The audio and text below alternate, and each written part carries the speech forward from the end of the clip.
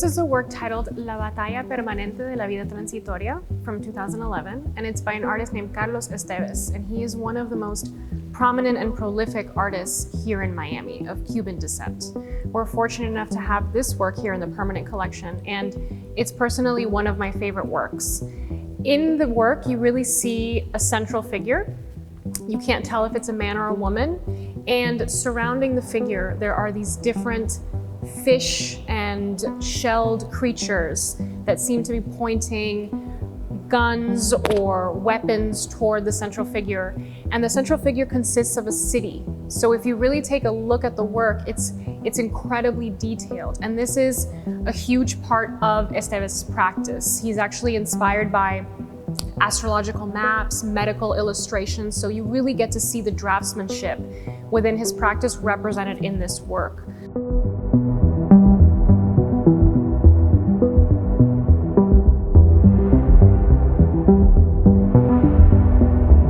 So when you take a very close look at the work, you notice that he's using watercolor pencil to create it. It's what allows for him to create these very, very subtle details within the space.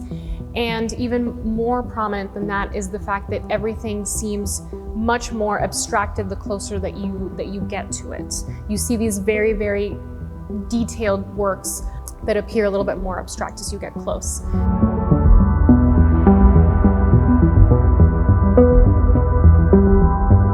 From a distance, you can't really see exactly what's going on in the work. It requires you to get much closer to really investigate who these creatures are, what they're doing. The central figure, if you take a look at the interior of the central figure, you get to see a really bustling city in a way. You get to see all these different architectural designs, you get to see all these different buildings, you see town squares. So it's representative in a way of who we are as individuals, that we are cities and worlds of our own. So especially now during this pandemic where so many of us have spent a lot of time by ourselves and we've spent a lot of time reflecting on the things that matter to us, this work I think really speaks to that. It's a work that you can contextualize in so many different ways, and it has a surrealist quality to it, this mystery, this wonder where you can't quite figure out what the narrative is in the work, but all of the individual pieces can create a narrative if the viewer so chooses. So it definitely requires the viewer to bring forth their own interpretation, to bring forth their own narrative, and that's how you complete the piece.